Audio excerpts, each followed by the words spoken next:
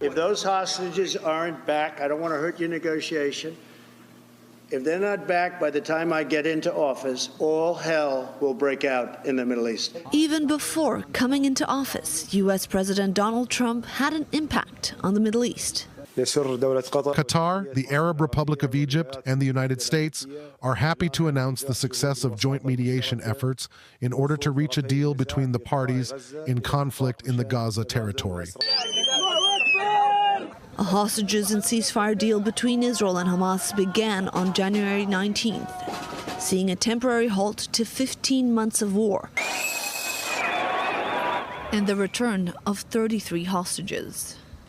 And then Trump shocked the Middle East and the world. The U.S. will take over the Gaza Strip, and we will do a job with it, too. We'll own it.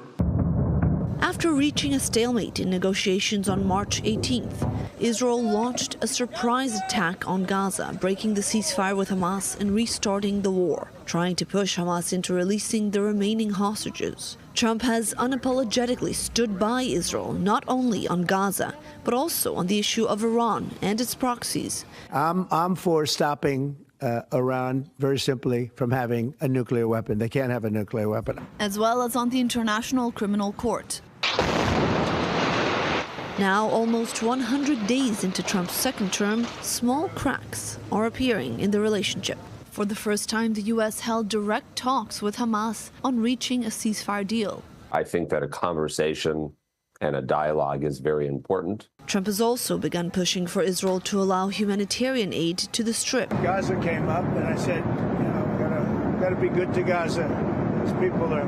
Those people are suffering. We got to be good to Gaza. We're going to take care of that. After weeks of escalating rhetoric with stark threats against Iran, Washington and Tehran are now holding direct talks aimed at reaching a nuclear deal. Once demanding Iran dismantle its nuclear program in line with Israel's view, Trump appears to no longer be demanding this and might accept restrictions on the existing program instead, focusing on reaching an agreement. Israel so far is silent on this, but standing by its demands. I said one way or the other, Iran will not have nuclear weapons. The way to prevent it is to dismantle all the infrastructure of Iran's nuclear program. But Trump has also taken military action with a campaign attacking the Houthis in Yemen, spending over $200 million in just 3 weeks.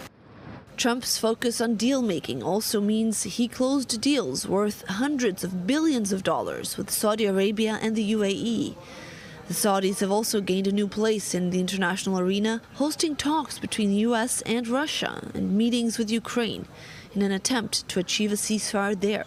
With threats of military might and promises of near-impossible deals, Trump kicked off his Middle East policy with a blast.